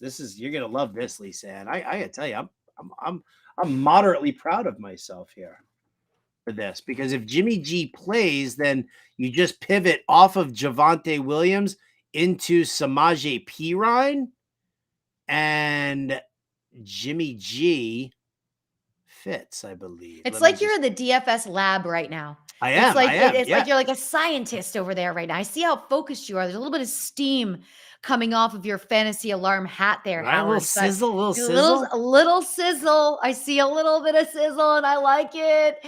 Howard is in the lab for all of you, and while Howard's in that lab, you're gonna finish it. Go. There you go. So Jimmy G, Perine, or Hoyer and Javonte Williams. It's one or the other, right? It just depends on who's starting quarterback. Elijah Mitchell, you get in there, he's going to get that work in the second half. Tyreek Hill, Stephon Diggs, Devontae Adams. You're Bing, spending all the bang, fake money. boom. Wow. Getting those 3 in with these matchups. I like it. So there you go for that. Go ahead. I was just gonna say it's absolutely insanity here. It's insanity.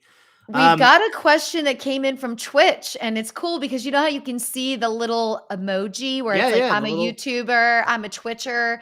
This is my first one I noticed from Twitch, and it's from Squid Giant Chode. 1-2-2 squad, 12-man, full PPR.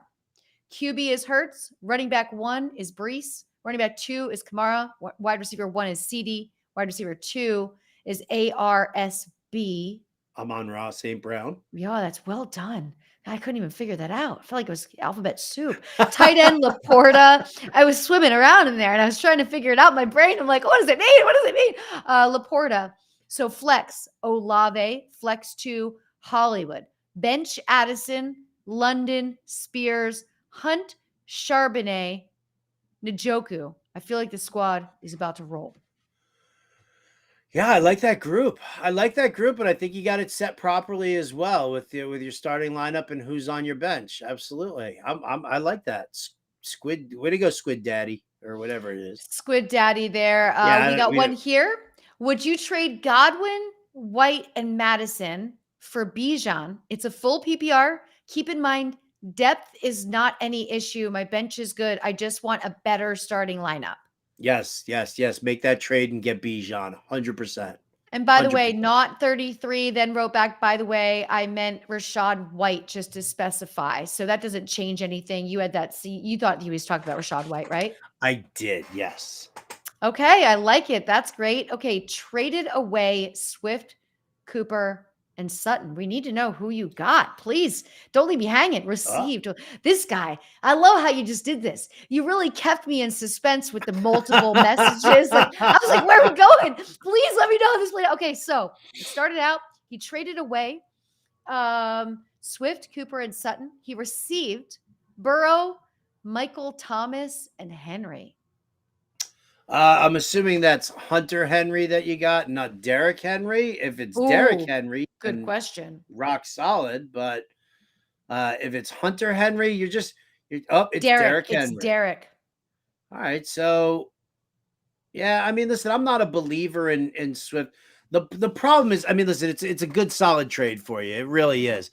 The thing that you got to worry about, obviously, is any kind of recurring injury for Joe Burrow.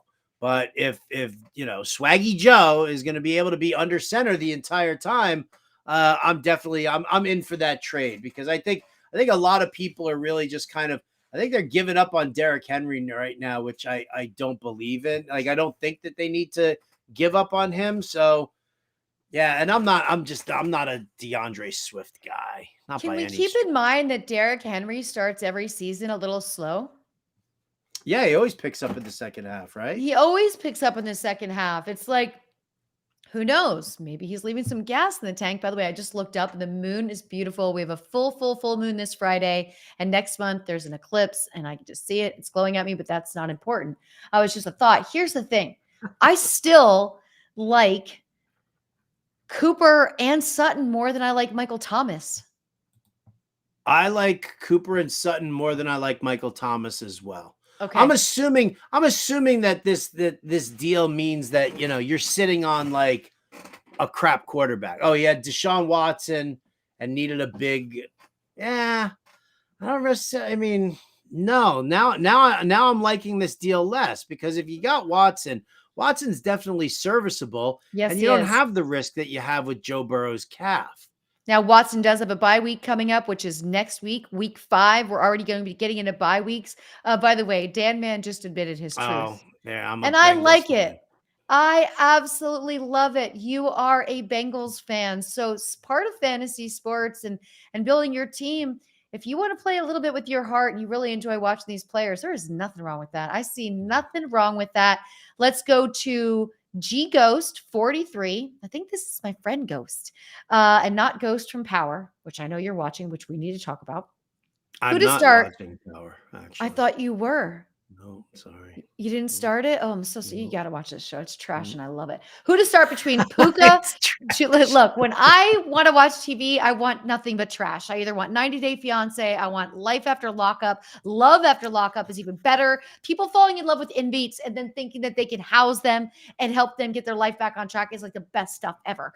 But who do I start between Puka, Judy, or Ayuk if he plays? And I'm assuming the Ghost is looking for one. And I love how much we've been able to help our followers, our listeners, our viewers tonight. If Ayuk plays, I want to get, Ayuk. I think he's the number one guy there. It's not a tough matchup against Arizona at all. So I would kind of lean in that direction. I mean, then then I would go Puka. I think, we started to see him come back down to earth a little bit this past week. But I mean, if he's going to continue to glom the targets, then you have to be paying attention to that. So I think Ayuk is just the better overall play. I would go with Nakua second for the target share that he'll probably see. Now, listen, I need to regroup over a quick break because I really feel like you are slow sliding me with the Arizona's not a good team when you know they just beat my Dallas Cowboys. Like I've heard you say it quite a few times tonight, and I'm like, I know. Believe me, as the Cowboys were starting to lose, my Dallas Cowboy friends and all are all in a group chat. We're texting, and we're like, and I'm telling them like, so you all know, Arizona is not good at football this season. Have not been in quite some time. And here we are. So thank you for continuing to, it's like a paper cut to my eye, and you're just squirting lemon juice in it. And I appreciate you for that, friend. Really, really appreciate it. All of you, any last minute questions, we're going to rally with those. We're going to go to the highest game totals after this break. I'm looking forward to seeing more points, because that's what gets us more points on our fantasy squads. You're listening to Lisa Ann and Howard Bender right here on Lisa Ann Does Fantasy Bettor, right here, streaming live on YouTube at the Bettor Network and Fantasy Alarm.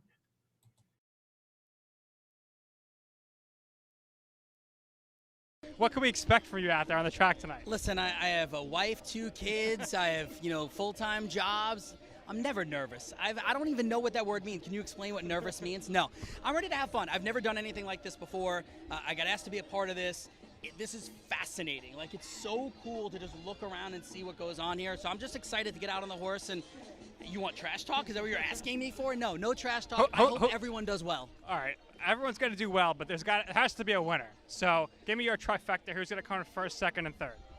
Your heat. I will go Maria 1, me 2, Willie 3, Moose goes 4th. Well, it's very simple. I won this event last year. I won my heat, and so the defending champ has to be the favorite. Now, that makes me a little nervous just because I feel like it's hard to repeat. There's a little pressure when you're the favorite, but that being said, I'm still optimistic. So your heat, it's you, yes. Moose and Keith from Bettor Sports Network, and Willie Colon. I think Keith might be my stiffest competition, and I asked for this because I actually recruited Keith, if you didn't know.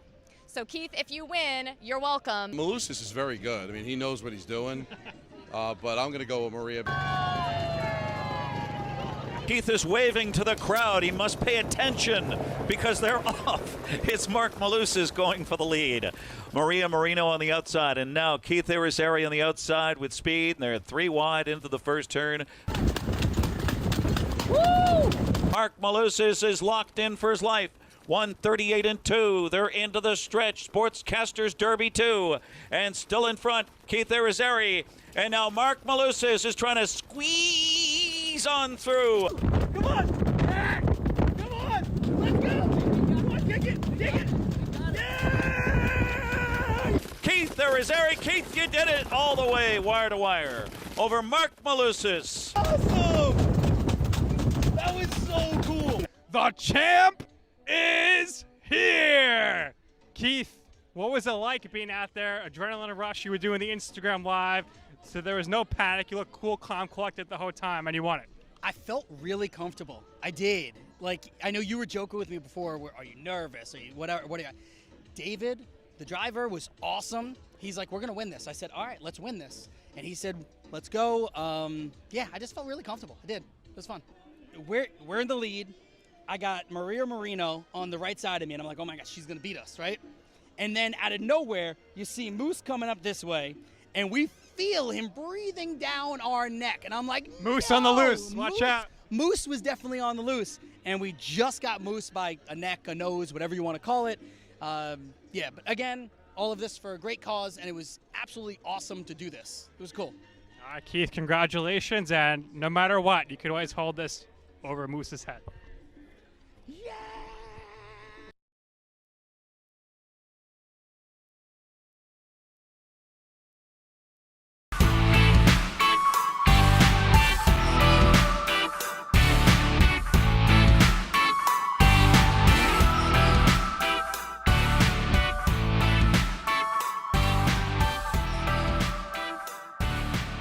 We are back right here. That music really brought me into a lead-in song in like a rom-com that I would love to watch on a rainy day after taking an excessive amount of vitamins. You know, I love me some rom-coms. I'm a big rom-com person. Absolutely. You give me a Katherine Heigl film festival and I'm all over it. You know what I love even more? These random rom-coms that land on all these streaming apps of like never seen or heard before actors, actresses. It still tells the same story. I just lean in. But we got a question here, and I am very sorry that I missed your question, Jeff. It is Rachaad White or James Conner? ROS. Rachaad White or James Conner? Well, rest of season is what Okay. that is. And Boy. you know, the problem is that you should be looking like 2 weeks in advance. This whole rest of season thing, injuries crop up all over the place. Things change on, at the drop of a hat. So if I'm looking at this from a standpoint of who do I like over the next couple of weeks between James Conner and James Conner, and I'm very sorry, James Conner and Rachaad White. Rachaad White. I'm probably going to lean Conner here. I don't believe in Rachaad White. I don't believe in that offensive line for Tampa Bay. I think that's kind of where I'm at with that. So give me James Conner. And again, with all these alphabet soup initials, I'm learning so much tonight. ROS did not know. Rest of season is really an impossibility. It might not be your player that goes down, but it could be someone on the line, the center, the quarterback. Like there's just so much to be able to. How can we plan rest of season with really any of our players when really every day we're just like, please stay healthy for like 2 more weeks till I make it through bye weeks. Like you're really thinking about week 5, we start these bye weeks, we start these international games, like all of these things that are starting out week 4 international games, but big difference. So I did get to your question. I'm sorry that I skipped it. 10-man PPR. I have Garrett Wilson, Keenan Allen, Flowers, Addison, and Judy. At wide receiver, that's who he has. And then I have JT, Connor, Moss, Javonte, Montgomery, and Charbonnet at running back. Someone dropped Watson, which is Christian Watson, because he mentioned it earlier. Someone dropped Watson. I have number 1 waiver wire. Do I pick him up? And if so, who do I drop? I'll go through the receivers again, unless you can see. Oh, you can see it. I can see it here. I mean, you're not going to drop Will. I mean, you have Justin. If you have Justin Jefferson, then just drop Jordan Addison. Smart. Not. I mean, take Christian Watson, drop Jordan Addison, because, you're really not going to want to start JJ and Addison at the same week. So, yeah, that's where I would go.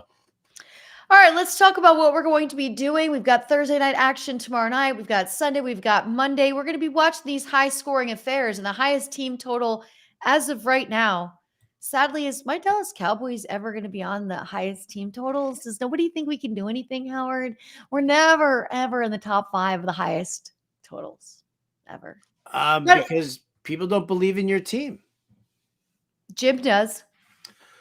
Jim doesn't count. So Jim doesn't count. Ronas doesn't count. Piacenti doesn't count. Fabiano doesn't count. Ronas is at least realistic. Bowden is not. Moderately. Miami Buffalo, the total right now on this game is 53.5. What are we thinking? This game's in Buffalo. It should be a supreme weather let me tell you right now on this one, but 53.5, I get, yeah, supreme. It's going to be 77 in the Northeast on Sunday. Right now, we have 5 days next week of sun emojis. I haven't seen that since living in California. It'll change. We've had the last 5 days of rain emojis, and it's been real. What do you think of this one? You think it's going to go over 53.5? Again, we're talking about the Miami Buffalo game, or under? I'm gonna take the under in this one here. I definitely think that people are underrating the defenses, and Buffalo's defense has been absolutely rock solid, and Miami went around and they were like, oh well, everybody kind of copies Vic Fangio's defensive scheme, so we'll just get Vic Fangio and we'll bring him in there. So I think Fangio is a solid guy. I think that I think, again, everybody is investing heavily in the offensive schemes here for both these teams, but I just don't see it being the complete barn burner that I'm going to push it on the over. I have to tell you, the one in this list, there's 5 totals listed. I'm going to skip to one that I am going to scream from the rooftops that I believe it will be an under, and I could be totally wrong. But Denver, Chicago, 46 total points. Yeah, I thought that was a weird one too. I think that's an under for me as well. I think we're exaggerating. I mean, Chicago's offense is not Miami's offense. Right. So as bad as Denver's defense looked against Miami, right? And nobody even takes into account the fact that everybody who goes down to Miami parties their ass off. So and it was hot as hell there. Every player complained at how hot it was. Like, just, they worry about muscles tightening up, like fatigue. Like, you saw how many players were just being taken off just to get hydrated. Yeah. So, I mean, I just, again, I wasn't into it, from the start. So I'm going to say that it's going to be under. I just think that Denver's defense will be able to handle the ineptitude of what Chicago is bringing to the table right now. And, I mean, I don't think Denver's going to score 46 points. It's not going to be 46-3. So I'll take the under. And by the way, Better Boss, you're so good at so many things. I remember last week you came in like second place at the DFS challenge, but this is one. There's a laughing emoji and it says, shows what I know, Denver, Chicago. To me, it was an immediate over. I mean, if you believe in the Bears, I just don't, between the issues that they have at the coaching level, the issues that they have personnel wise, Luke Getsy and Justin Fields aren't on the same page. So, I worry that Chicago's going to have trouble scoring points and therefore that. So, that's just, again, it's my opinion. Take it for what it's worth. Let's go back. The second highest total on the board for this weekend's games, week 4, Las Vegas, Los Angeles Chargers, 47.5. Las Vegas versus the Chargers, 47.5. I'm okay ticking on the over in this one. Okay. Because I think, again, the problem that we have is that the Chargers defense is bad, really bad. And we saw Minnesota kind of, jump on them. I think with Josh Jacobs, Devontae Adams, I think that there's enough weaponry there for the Raiders to be putting up some points on this terrible team, on this terrible defense. So it's just where I'm going.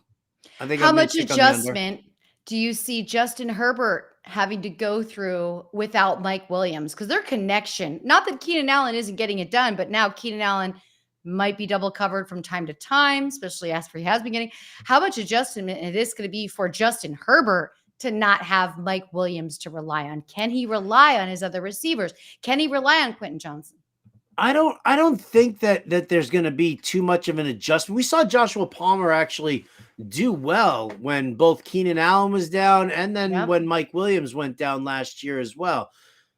So I think Palmer fits in fine, behind Keenan Allen. And then you've got Quentin Johnston, who, so he's going to go from like a 25% snap share to a 60% snap share.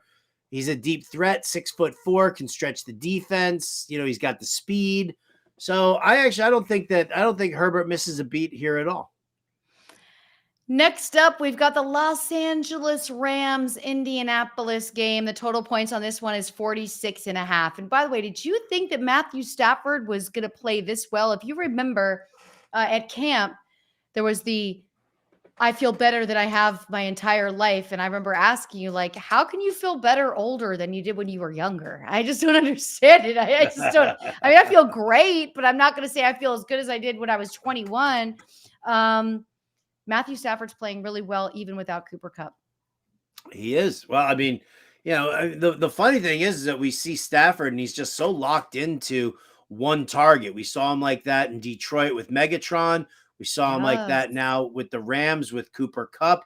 He's kind of leaned on Puka Nacua in that sense as well. Even though Tutu Atwell's been getting some work and has shown some decent numbers here, I think Puka is still that guy. I mean, listen, I dig it. I definitely dig it for the Rams. I just, it's a tough team. I'd actually probably go with the over in this game only because I just don't think that the Rams defense is really that good. You got Aaron Donald, but you don't really have a strong secondary. So I think there could be points in this one. And it's also going to rely on is Richardson starting, who's out there at QB, because most likely he'll run one in himself. We had you brought up Puka, and Jack just made a great trade. And I think this is a brilliant move, and see if you agree, Howard. Just traded away Puka and Kyle Pitts for Hawkinson. My wide receivers are Tyreek, Olave, and Devonta Smith.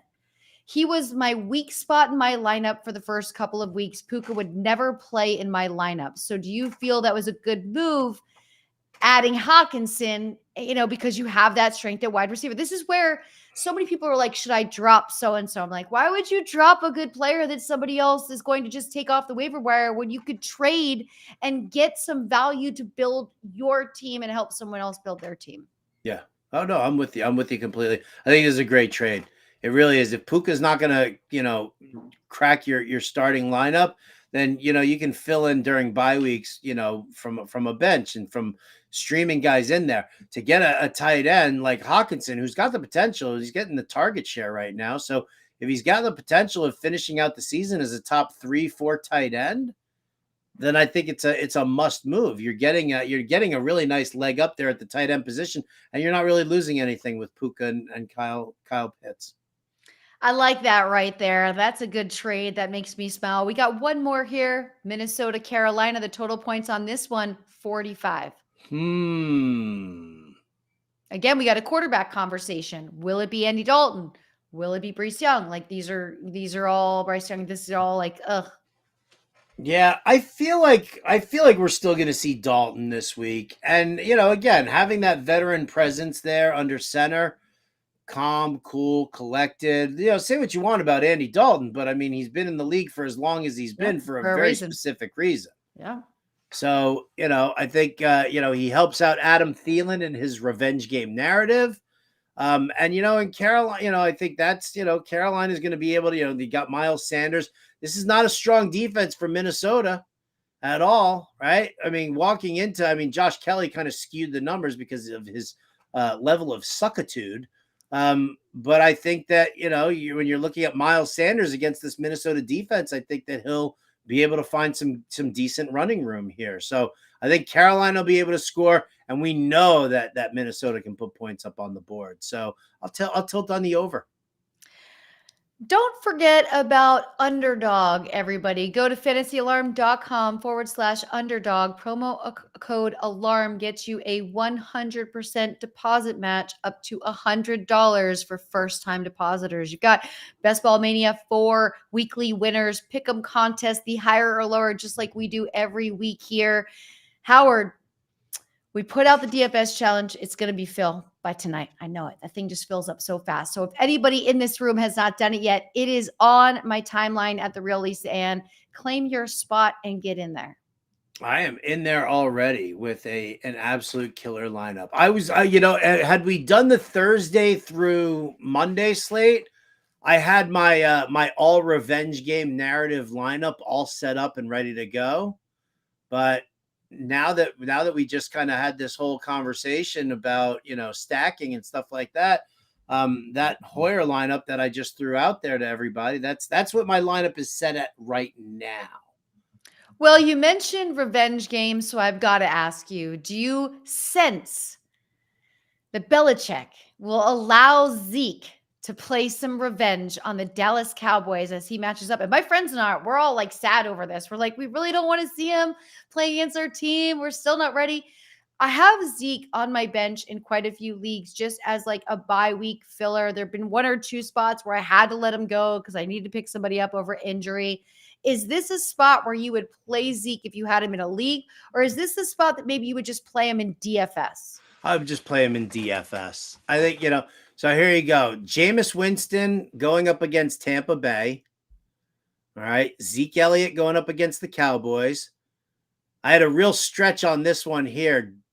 Jake Funk going up against the Rams. He's with the Colts now.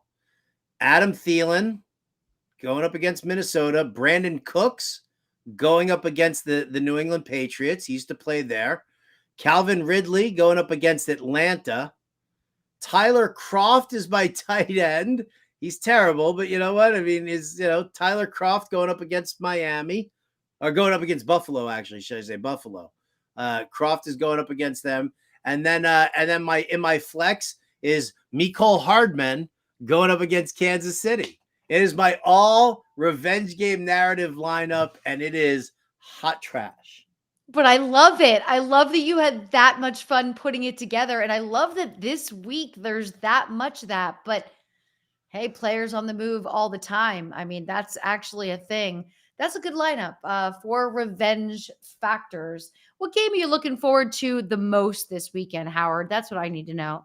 The game that I'm looking forward to the most this weekend, I'll go with well, it's really kind of unexciting. I guess I'm going to have to go with Giants against Seattle in New York. Monday night and game. hope for like a little Monday night loving. Yeah, that's really all I can hope for as a Jets fan. Is that the other New York team turns around and I get lucky. Oh my. Could you actually get some sympathy loving on Sunday night after your Jets have to face the Kansas City Chiefs? It would cost me. That would probably cost me a foot rub during the game. Or a handbag. I'd rather do the foot rub than go buy a handbag. Sorry. Jeff says the game that he's looking forward to the most is the Battle of the Bad, he named it, and it's Denver, Chicago. Yeah, that is the How Battle glad of are the we Bad. that that's not a standalone game? How awful of an experience would that be? You know what? I mean, considering I'm investing in Denver this week, I mean, I'm in on it, like watching it with you, Jeff. But I'm gonna not label it the Battle of the Bad. I'm just gonna say it's Broncos revenge. How about that? Let's ride. And let's also ride all the way over to the Fantasy Alarms 2023 Fantasy Football Draft Guide. Go to fantasyalarm.com/draft guide. Update 7-day free trial for the All Pros subscription. Update Fantasy Football cheat sheet. Everybody go over there and get yours. Make sure you're following at Fantasy Alarm, at RotoBuzz Guy, at Better Network, and you can easily share this show with your friends just hitting that arrow button up there on YouTube. Howard Bender, another week in the books. It's going to be week 5. We're going to be facing bye weeks. We're going to have questions next week, and I cannot wait. I'm locked in. I'm ready to go. I'm very excited about this. I hope everybody has a fantastic week. I hope everybody wins all their contests except for the DFS ones against me. And yeah, I mean, thanks so much for tuning in. Thanks for all the questions and all the side chatter, man. It's great stuff. You guys are a great crew. Yeah, a great crew in here. We love all of the interaction. Better Boss, it's always great to see you in here. And Howard, be ready for me to just be writing you poems as the season goes on. I'm ready. Let's do some NBA. We're going to do some NBA because we're going to get to watch them play all day, every day. And I just cannot wait because I love 90 Day. After all of that and more, everybody, thank you so much for tuning in. Brian Burns, thanks for being an awesome producer. The drops, it's all fantastic. Lisa Ann and Howard Bender right here with you every single Wednesday night. Check out all of Howard's work at Fantasy Alarm as well as all the other contributors. Thank you for joining us for another episode of Lisa Ann Does Fantasy Bettor. And guess what? We're done. I That's love my how the time alarm here. goes off at this time every night. Have a great night, everybody. Enjoy the games this weekend. I love and respect Brian Burns, and he's got to do what he's got to do.